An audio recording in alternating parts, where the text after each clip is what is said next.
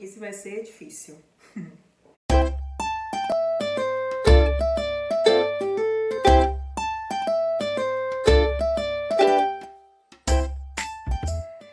Oi pessoal, aqui é a Andrea do canal STJ nos Lençóis da Liberdade, tudo bem com vocês? Espero que sim, espero que esteja tudo tranquilo. O vídeo de hoje, vocês já viram o título, então não vai ser um vídeo muito engraçado, muito divertido. Inclusive, quer dizer, não vai ser engraçado e divertido de jeito nenhum, né?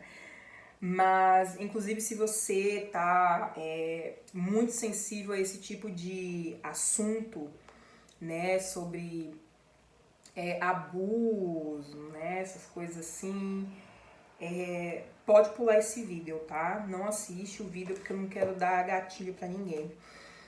E, enfim, né, como vocês já viram, eu vou falar hoje sobre a minha experiência com o meu abuso sexual infantil, tá? Eu sei que o YouTube não gosta muito que fale essas palavras, mas desculpa, tá passando um avião, tá? Então, gente, eu já mencionei várias vezes aqui nos vídeos, né, que eu sofri, né, isso aí que vocês já sabem, quando eu tinha 8 anos e a pessoa também era testemunha de Jeová. Então, semana passada eu assisti um filme que chama O Babadook, tá? Eu vou deixar o nome do filme aqui e vou deixar também o link de um vídeo de um canal que eu gosto muito, que chama Refúgio Cult. Salve, né, Lucas? Eu não acho que ele vai ver esse vídeo, obviamente, mas eu adoro o canal dele, que ele fala de uns filmes assim de terror, filmes bem bizarros, sabe? E aí eu às vezes não assisto certo tipo de filme que ele fala lá, que tem uns que é tipo pesado demais pra mim, mas eu escuto ele falando e é como se eu assistisse. E ele fez um vídeo falando sobre esse filme, então no filme conta toda a história do filme, mas o filme é basicamente sobre trauma, é um filme de terror, tá? E, enfim, nesse filme, a ideia do filme é basicamente a questão de como a gente lida com os traumas, né, da vida. A personagem do filme, ela é uma mãe solo, porque o marido dela morreu num acidente de carro, eles estavam indo pra maternidade para ter o filho e o cara morre, então imagina o trauma que ficou. E ela não processou, ela não trabalhou isso, e isso, enfim, né, tem o monstro do filme, que é a representação desse trauma e da própria depressão, né, também. E eu fiquei pensando nesse filme e aí eu me lembrei de uma coisa, né? Esse meu caso, desculpa, gente, esse meu caso aconteceu e nunca foi lidado com isso, tá? Eu vou contar a história e mais lá na frente eu vou falar um pouco mais da questão de como lidar com o trauma e com doenças, né, psicológicas, doenças mentais. Enfim, a pessoa que fez isso comigo era um servo ministerial, né? Eu nunca fui na congregação dele, porque o que acontece é o seguinte: esse homem, ele trabalhava na minha escola, né, na escola que eu estudava. Ele trabalhava na secretaria. Eu não sei se ele era realmente concursado, porque às vezes tem um pessoal que trabalha lá, mas não é concursado, né? Eles tipo, ficam um tempo e tal. Daí, o que acontece? Deixa eu botar isso aqui um pouquinho mais pra cá, assim, isso. Daí, gente, o que acontece, né? Ele trabalhava na minha escola e ele era, né, testemunha de Jeová também, como eu falei, um servo ministerial. E eu fiquei muito amiga da filha dele, né? Muito amiga da filha dele, ele até sempre foi uma pessoa muito agradável comigo e tal. Às vezes ele faz umas brincadeiras assim meio idiota, não sei, porque também tem tanto tempo, eu tinha 8 anos, eu tava na segunda série do ensino fundamental, né? E daí, gente, o que acontece? Ele, um dia eu fui pra casa deles, né, pra poder brincar com a filha dele. E daí ele deu uma tarefa pra cada uma, né? Isso depois eu já tinha feito amizade com ela há muito tempo, então ela chegou até na minha casa e tal. Enfim, né?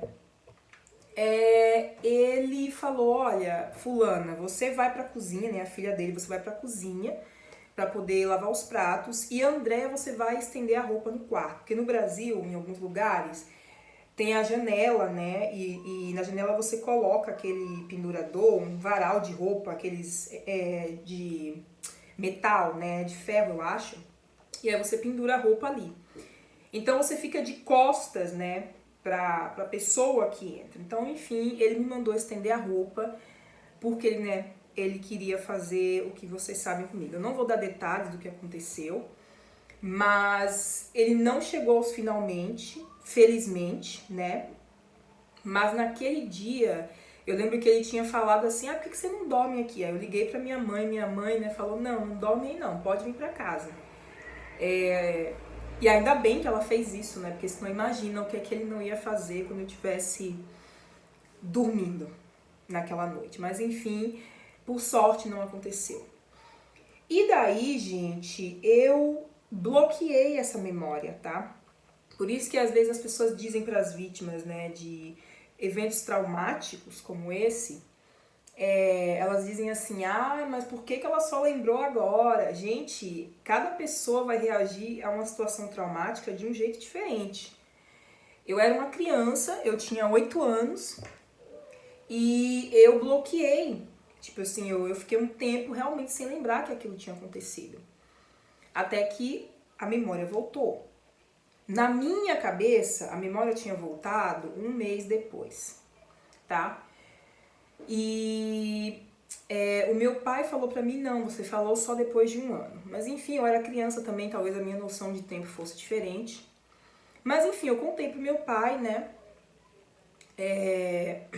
Ele pediu pra eu explicar, né, o que tinha acontecido. E como as testemunhas de Jeová, isso é uma coisa, né?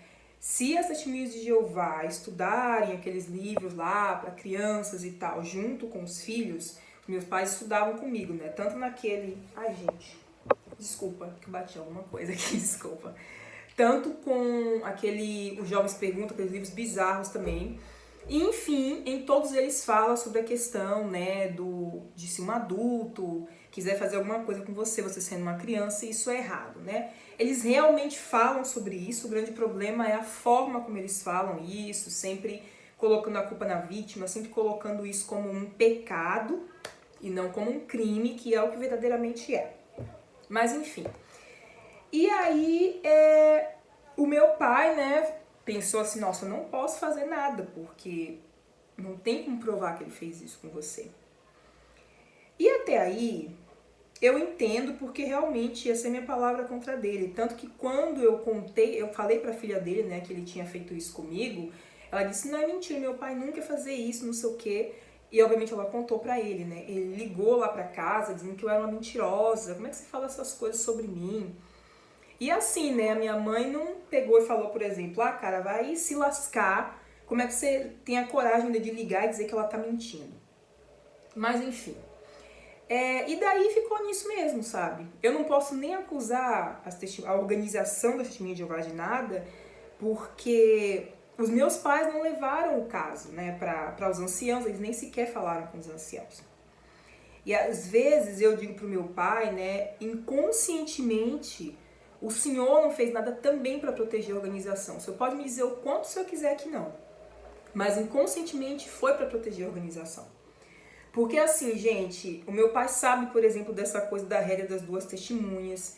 Ele já tinha sido ancião antes, depois ele voltou a ser ancião, mas enfim, ele já tinha sido ancião, ele sabe como funcionam essas coisas.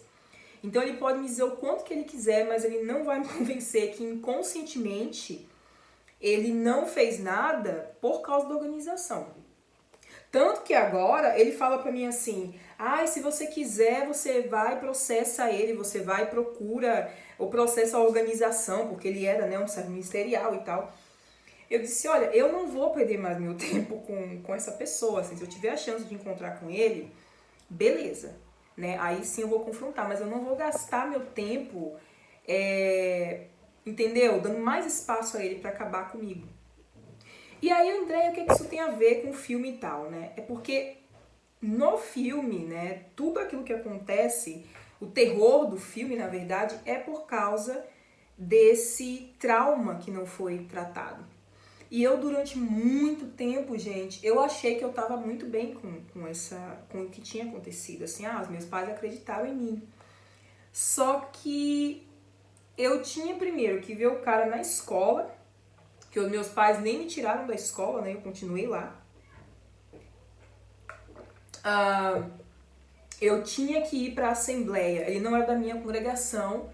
Aliás, nem do mesmo salão, tá? Ele tinha num salão do reino que era na congregação Cajazeira 10 e eu era da Cajazeira 8, assim.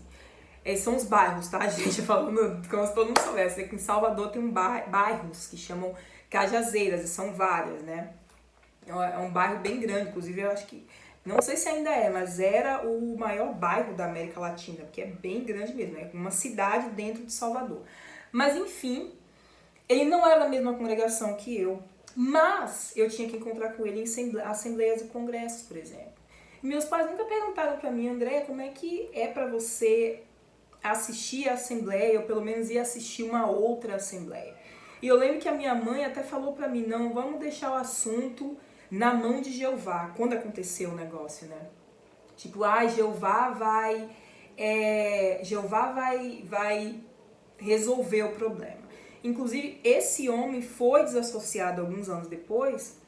E aí a minha mãe, gente, falou pra mim assim, aí, tá vendo? Jeová já resolveu o assunto, né? Como, nossa, ele foi desassociado, que legal, né? E o seu trauma aí que se exploda, André.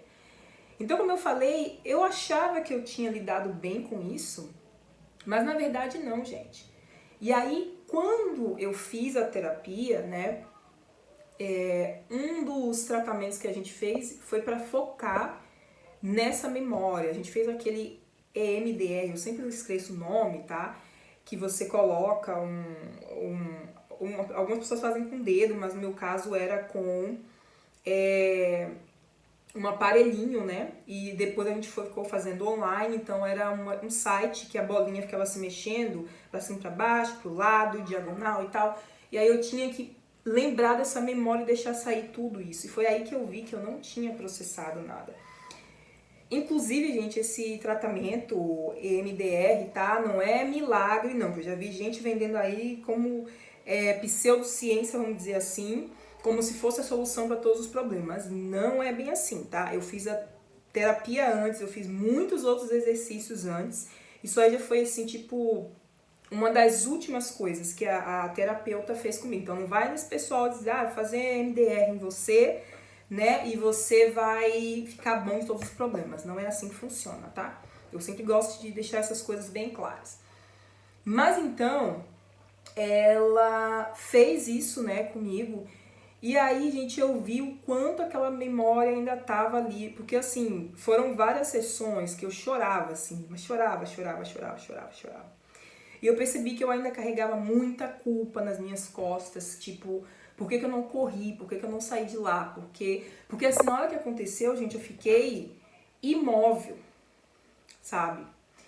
E aí, gente, esse trauma não era o único responsável, né, pela minha depressão, nem pelos meus problemas e tal, mas com certeza era um fator.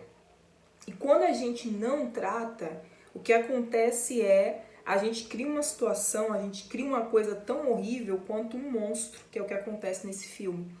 Ela não lida, né, com o trauma dela e aquele monstro vai crescendo e transformando ela, inclusive, numa outra pessoa, porque é isso que a depressão faz, né?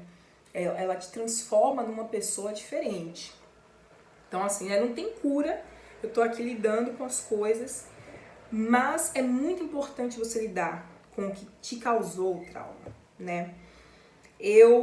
Depois disso, gente, eu percebi assim, olha, nossa, eu não tinha lidado, nem processado nada disso direito. Foram semanas, assim, foram bem umas 3 semanas que a gente ficou, que a gente tinha, né, a terapia. 3 semanas não, foram mais, acho que foi mais, porque a gente começou depois a fazer a terapia um pouco mais escalada. Enfim, não sei, mas foi, assim, bastante sessões, pelo menos umas 3 sessões desse negócio, e é muito cansativo,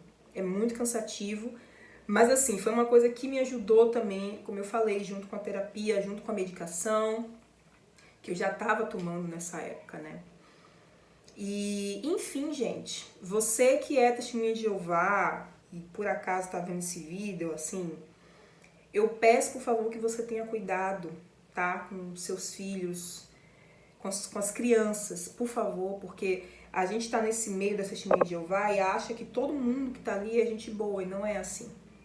Tem muito caso de coisa com criança, tá? Entre outras coisas também, mas aqui a gente tá falando dessa questão, né, que foi o que aconteceu comigo. E tomem, por favor, cuidado com seus filhos. Não deixem seus filhos assim na mão de gente. Ah, irmão do salão, tá ótimo. Que você não sabe, tá? Então, é o recado que eu deixo. E o outro recado é, se você sente que você tem traumas, que você tem coisas que você não processou, você teve um impacto muito grande na sua vida, porque isso pode ser tudo, pode ser esse evento traumático, né, que eu passei, o fato de ter crescido numa seita também é bem impactante, tá? Eu dei sorte, porque eu já estava fazendo terapia quando eu descobri que era uma seita, então eu não fiquei tão desnorteada, mas mesmo assim eu fiquei chocada. Então imagina uma pessoa que sabe. Então se você tem esse tipo de trauma, por favor, procure ajuda profissional, tá? Procure o CAPS, eu não sei se chama CAPS aí, nas outras partes, mas em Salvador, aqui naquela região ali a gente chama CAPS. Então, procure essas unidades, procure ajuda, tá? Pra lidar com essas coisas, porque quanto mais tempo passar, só vai crescer, só vai virar um monstro que, sabe, não vai acrescentar nada na sua vida, tá? Então, assim, tente pelo menos buscar ajuda, porque a gente às vezes tem que processar certas coisas e a gente não vai conseguir fazer isso sozinho, especialmente coisas pesadas assim. Mas é isso, pessoal. Um beijo e até o próximo vídeo. Tchau, tchau.